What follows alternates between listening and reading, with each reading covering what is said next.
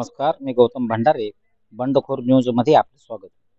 2 डिसेंबर 2025 रोजी होणाऱ्या अकलूज नगर परिषद निवडणुकीचा कानोसा घेत असताना अनेक जण दहशतीखाली असल्याचे दिसून येत आहे.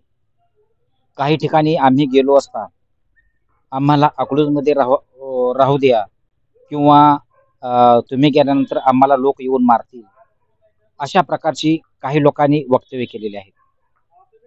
काही पुढारी काही पत्रकारांना हाताशी धरून त्यांच्याच कार्यकर्त्यांपर्यंत पोहोचून त्यांच्या बाईट घेतात.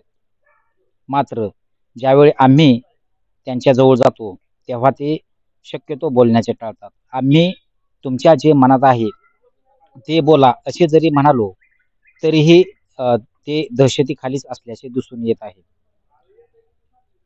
माजी सरपंच शिवतेचे मोहिते पाटील यांनी काल सोशल मीडियावर वक्तव्य करताना म्हटलं होतं की काही जण अकलूजला बदनाम करतायत. तर जे पालकमंत्री जयकुमार गोरे, माजी आमदार रामभाऊ सातपुते यांच्यासह अकलूज परिसरातील काही विद्रोही कार्यकर्ते अकलूजला दहशतमुक्त करण्यासाठी कसोशीने प्रयत्न करीत आहेत. मात्र हे त्यांच्या पचनी पडताना दिसत नाही.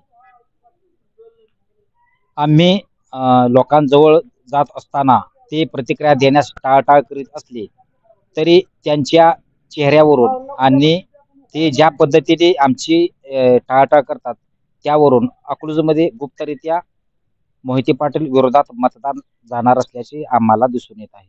बंडखोरसाठी सुनील ओवाळ यांच्यासह गौतम भंडारे, बंडखोर न्यूज.